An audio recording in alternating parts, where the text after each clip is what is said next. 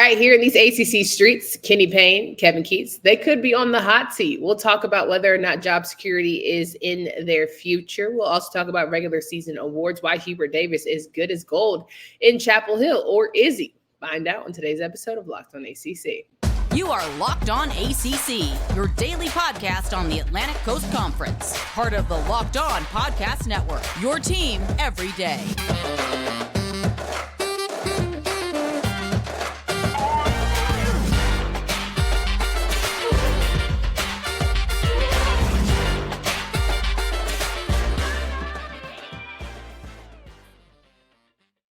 What's going on, everybody? Welcome to today's edition of Locked on ACC. I'm your host, Candace Cooper, joined by Kenton Gibbs of Locked on Wolfpack. Each and every day, you can find us wherever you listen to podcasts. Make sure you download, subscribe to our YouTube page so you can interact with our community each and every day. We are so close to 2,000 subscribers that it pains me not to be there, but we know with this episode, you're going to hit the sub button and you're going to tell all your friends. So we'll be good to go there. Kenton has got some ACC Street Hustle news to share with us today. We are talking through Kevin Keats and Kenny Payne. Could it be their last ACC tournament as head coaches of their respective schools? We also got regular season awards to dish and a preview of Mike Randall's interview that he did with Kenton. All right, Kenton, you know, you've been hustling. You've been putting boots to pavement, letting us know what's going in the hard-hitting world of the ACC. How we feeling? What's the scoop? I've been feeling great, and you're right. I have been doing a little bit of extra work behind the scenes to get some information. And ladies, gentlemen, friends, it's buyout season. It's the season where schools are paying to say, hey, brother, I never want to see you again. With all due respect, I don't ever want your behind in that coaching seat again. And we're going to get into, between Keats, Payne, and some others who are going to be receiving those big bags of, hey, walk away. As a matter of fact, run away. You know what? Fly away. Whatever you do, just make sure it's away from here. Yeah, 1,000%. There's been a lot of rumors. We'll start with Kevin Keats out of NC State. He's been the coach for quite a bit now. We're going on, year 5, I believe? Seven. Yeah, we're in 7. Next year will be 8. I had a little flashback there. I thought the 5-year was the extension, the 2 more years, and he's had. Got it. Cool. And, of course, if you've heard anything with Grayson and Kenton and Locked on Wolfpack, you'll know that it seems as if his time has run out, and yet and still he finds a way to stick around. Maybe it's the ice cream. Who knows? But Kevin Keats certainly, him and his team certainly need to have a strong showing at this ACC tournament if he does want to have a future.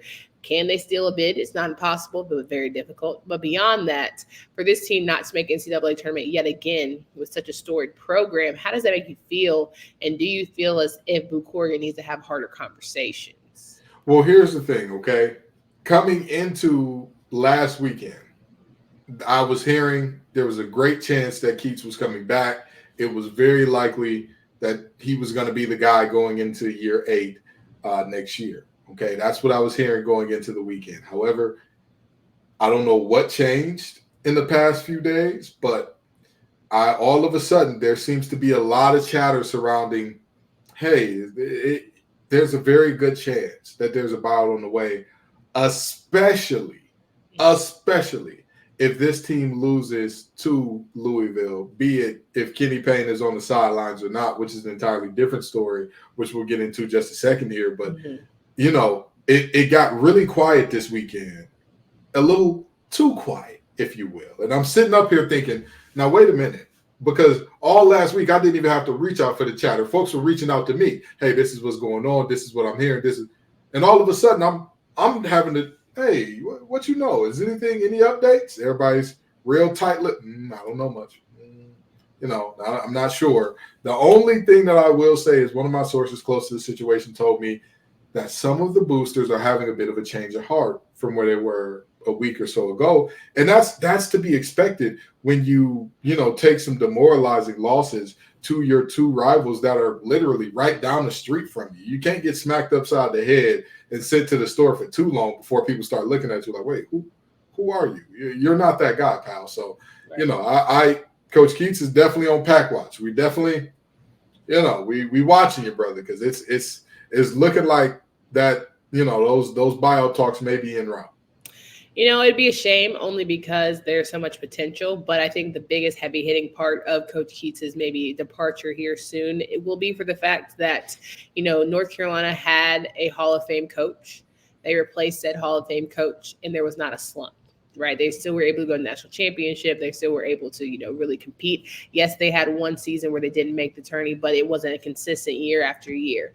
I think if you look at Duke in the same token, they have a new coach. After leaving a Hall of Fame coach, they picked up right where they left off, not only by wins, but also with the recruiting trails and all the like. So it's hard when you're looking at the triangle and everyone's telling you, oh, we just need the Hall of Fame coaches to retire because they're just so good. You're getting out coached, to now have still new coaches kind of giving you the business.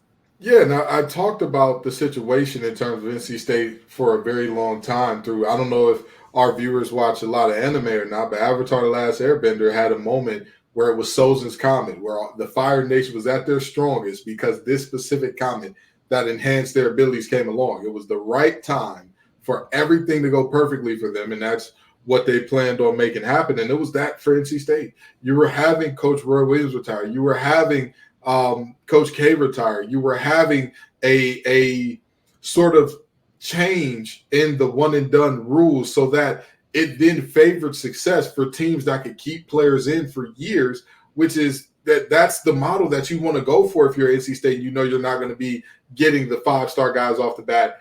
And yet, despite the perfect storm of things coming together and working in your favor, 7 years in the Keats tenure, we have 0 NCAA tournament wins to show for it. That's tough. It's hard to bounce. That's hard to bounce back from or give excuses for. And I mean, mind you, a lot of his guys who committed that were top guys either did not show up or fizzled out or either had to transfer or just, not panning out to what we thought they could be. Like, it was supposed to be a really good, strong season for NC State, and it just hasn't quite been that way. So I definitely get it. Frustrating. All the best to them, however it goes. But they hopefully are locked in for this tournament to see how far they could get. On the flip side of that, there's another coach who, for all intents and purposes, has been a stink, stunk type of era since he's been there. I would certainly pay Kenny Payne to not coach my team again. It's unfortunate, but year one, you say, all right, year one, adjust, find the guys, find your groove. Some people got to buy into your system, your discipline, all the things. Year two, to not have but 2 ACC wins on the season is embarrassing. Yeah, Coach Payne has never won back-to-back ACC games. Has he won back-to-back games? No, he has won back-to-back games, I believe. He did that once or twice, if I'm not incorrect here. But he's never won back-to-back ACC games. You're not at you talk about a storied program. Louisville, in my lifetime, in your lifetime, had okay, all right. Okay, well, sorry. They were in Final Fours. They were in Elite Eights. Say what you want about Patino and how he got those players and what he did. But I'll tell you, you talk about making something shake. Them boys was making something shake on the court. Okay, they did what they had to do. On the court, in the classroom, and outside of it, too. And so you now look at a situation where this team is just downright dilapidated. Shell of themselves. Yeah, they're seemingly devoid of talent. They're devoid of direction. There's no passion. There's no vision. There's no fire. This is very much so a situation where how bad was it going to get if you kept Kenny Payne? And that is one that the line for NC State Louisville moved from, I believe, 6.5 to 9.5 in like no time at all, which tells me, even if Dalton Pence will not confirm, we love you, Dalton. You're a friend of the show, baby. Even if he won't confirm, it tells me chances are Kenny Payne did accept that buyout, and he may be on the sideline for tomorrow's game. He may not be. That would be crazy. You got to finish the season with the guys who committed to you for a season. Come on now. Here's the thing, okay? If Kenny Payne was like a beloved guy where it was like, oh my God, we love Kenny. He's just old now. He's done great things for the program. He's at that age where it's like we got to send him off. Like Mike Gray at Notre Dame. Yeah, like Mike Gray at Notre Dame, like Boeheim up there at Syracuse. If it was that type of situation, I could see. I wouldn't put Boeheim in that one, but go ahead. All right. Okay. My fault, OG. My fault. But if it was one of those situations, I could definitely understand it. it doesn't seem to be that situation. There seems to be multiple moments that were very tumultuous between him and different players, from the situation where the one player was announcing that he was transferring to him saying, no, I'm not transferring, I got kicked off the team, to the situation where the young man was told, where he told the press, the young man did not play because we didn't have the leggings that we've never had for him before. You know, it doesn't seem to be that type of relationship where it's like the guys are like, one more for good old coach. It just doesn't seem to be that type of situation. Yeah, which is truly unfortunate, and wishing everyone all the best as they move through their next endeavors. But let's get to some regular season awards, positive things. But first, are you the kind of driver that likes to push things a little further? Ever wonder what adventure could be around the corner? Our friends at Nissan have a lineup of SUVs with capabilities to take your adventure to the next level. The 2024 Nissan Rogue is perfect for city drives and great escapes. Class exclusive Google built-in is your always updating assistant to call on for almost anything. Gone are the days of connecting your phone. Google Assistant, Google Maps, and Google Play Store are built right into your touch screen. Listen, all you got to do, take the Nissan Rogue, Nissan Pathfinder, or Nissan Armada and go find your next big adventure. Shop nissanusa.com. All right, we're going over regular season awards here with Kenton Gibbs. And of course, we've got to start with glee and excitement for those who are questioning my loyalty to those in Carolina Blue. Hubert Davis, Coach of the Year. Talk bad about my dog. Everybody was in on him, saying he wasn't it, that, and the third. And lo and lovingly, behold, Coach of the Year. Talk nice to him, okay, period. Don't play with Hubie. I mean, listen, he said big Hubie, never the little one. Because never the little one. Stop playing with. Because I'm going to just tell you, you know, it was down to all the marbles. It was, hey, who wants this thing more? Who wants this thing worse? And whose coach is going to be better in this situation? And yet again, he outduels John Shire. You obviously could not give it to Bennett at Virginia. That offense was god-awful, atrocious. They wasn't doing nothing. And I believe the 4th seed is Pitt.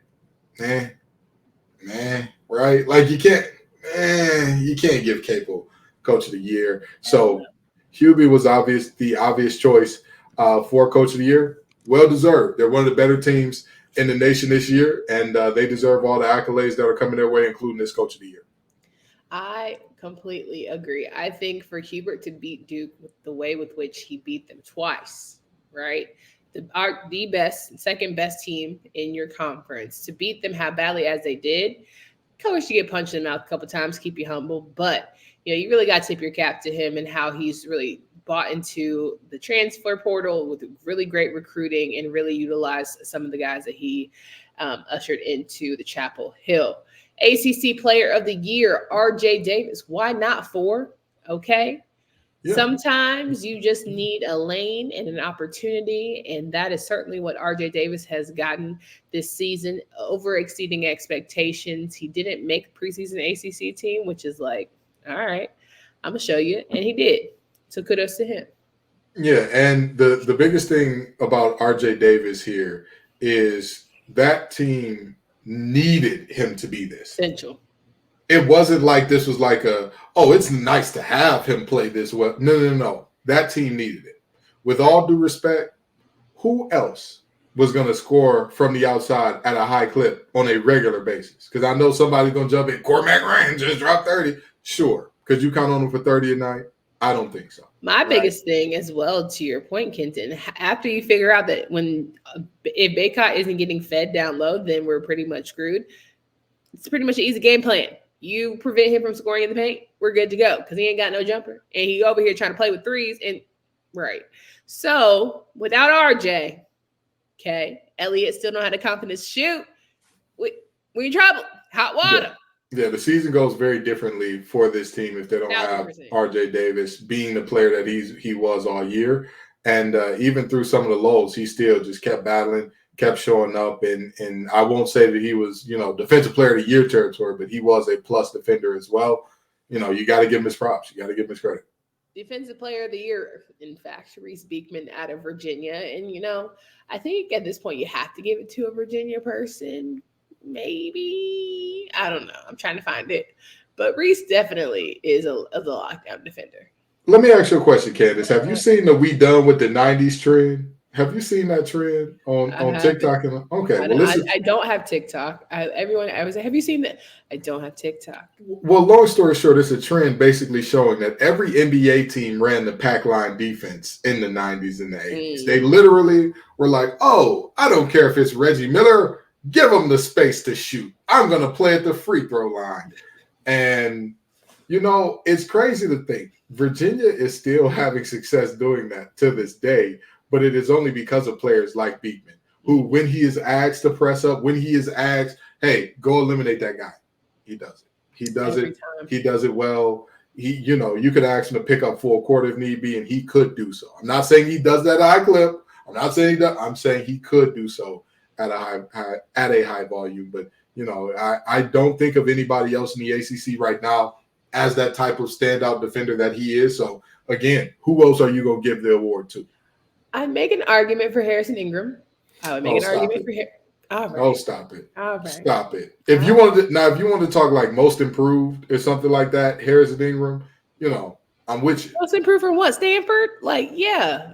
I'm with you. That he showed up in massive way. He was the star in his role in a way that we had not seen since Rodman. Like or Ben Wallace or something like that. He showed up and played his role phenomenally. You could not ask for a better hustle, effort, heart. Give me everything you got. And every now and then you're going to go off and score a little bit, but just dominate on the boards, despite the fact that you're never going to be the biggest guy on the court. You couldn't ask for a better one. But again, back to Beekman, he was the defender that, to me, he set the tone. Okay. Sixth man of the year, Ishmael Leggett out of Pitt. I think that when you have such a strong, solid 5 core for Pitt, you try and do your best part. And Ishmael definitely did that this season when it came to Pitt and giving that burst of energy that they certainly at times needed. Yeah, I 1,000% agree. And when you talk about Ishmael Leggett, the most interesting thing that I find here is this is a young man. He did a little bit of everything. He wasn't in that Lou Will role of like, hey, when you come in, just score right away. That's all you got to do. No. He came in and said, you know what? I'm not just going to be about scoring. I'm going to be about winning. I'm going to be about crashing the glass if need be. I'm going to be about making the right play and passing it, making the right pass if need be. He did it all, and he deserves this. This accolade because a difference between Pitt and a lot of the other teams, what allowed Pitt to get that 4 seed is that they were not a team that was just like, hey, just tread water when our twos are out there. Their twos were definitely a viable weapon. I 1,000% agree. Let's talk about Rookie of the Year, Marcus Burton from Notre Dame. And I think that, you can make an argument for that freshman from Georgia Tech, whose name I can't find, but, maybe that's probably why he didn't win. How is it Stoudemire? No. Stoudemire is the coach. Yeah, Stoudemire is the coach. Yeah, but no. Okay, so who? Come on, Fighting Irish. He's the one that has his son playing, right? I believe so. Yes, but there's a young man on Georgia Tech's team who's a freshman who is going to be very good, and you're gonna find his name before the show is over, and I can't wait for that. But kudos to Marcus Burton for having a great year. Not a great team. Flashy good moments, a lot of upside. He reminds me a lot of Wesley out of Notre Dame, came in and sort of dominated, but I think if you give him another year, he'll be good to go. Oh, absolutely. Let me tell you something. That young man, if it wasn't for him on this here Notre Dame team, they'd look like Louisville. And I mean that. Listen, he showed up, showed out. He carried that team on his back. He was out there doing things that were like, and his, a lot of people like to say, oh, such and so is a Maserati amongst Volvos. This is the greatest example of that I've ever seen. Because that young man, let me tell you something, Burton, he went out there, competed, night in, night out, did his thing. So I'm going to give him all the love, all the respect, all the props in the world because he's earned it. Much deserved player of the year. Absolutely. Most improved, Ian Shiflin from Clemson. My man's from Atlanta, okay, and he brings that energy. If you pick up what I'm putting down, he might be Right. melanin deficient, but he can get a bucket. Okay. Yeah, and he was an important part. He was an important part of what helped Clemson kind of be who they were this year. I mean, don't get me wrong. I'm not saying Joe Girard was bad. I'm not going to say that by any stretch of the imagination. But if it wasn't for Shiflin being the kind of combo with him out there, if it wasn't for that, Clemson struggles a lot. PJ Hall was phenomenal. PJ Hall was PJ Hall, and he was what you expected. But Shiflin taking that next step is truly what got Clemson to the level of, are they a tournament team? If they do the right things in the ACC tournament, we could potentially see it. You wouldn't be the most surprised in the world if they won the ACC tournament outright, because, again, Shiflin has taken a big step as a scorer, as a decision maker, as just doing the right things on the court, and not being as much of a traffic cone defensively. I think it's also been helpful for them, and it will be essential for them that he has to play big with PJ in order for Clemson to go far, not only in the ACC tournament, but if they are to get into the NCAA tournament, he's going to have some big games with some big numbers. Yeah, nobody can deny that. Nobody can deny that. If that doesn't happen, don't worry about it. That's packing the mail. Good luck in the NIT, boys. We'll be seeing you there, Clemson. All right, let's talk about any snubs if we felt like there are any. But first, say goodbye to busted brackets because FanDuel lets you bet on every game of the tournament, including our friends in North Carolina now. Whether you're betting on big stuff or a one seed, it's time to go dancing on America's #1 sportsbook. Right now, new customers get $200 in bonus bets if your first $5 bet wins. That's $200 to use on point spreads money lines. You can even pick who's going to win it all. Visit FanDuel.com/LockedOnCollege, FanDuel.com/LockedOn, and bet on college hoops until they cut down the nets. That's FanDuel.com/LockedOn. All right, any upsets or any snubs or any snubs to the awards of the season, do you feel? You know, I don't really feel like there were any big-time snubs in terms of the awards, but I do agree with you that there was an argument for Nathan George. I will give you that. Nathan George of Georgia Tech is who you were thinking of. That was the freshman. Could we have made an argument for Jared McCain?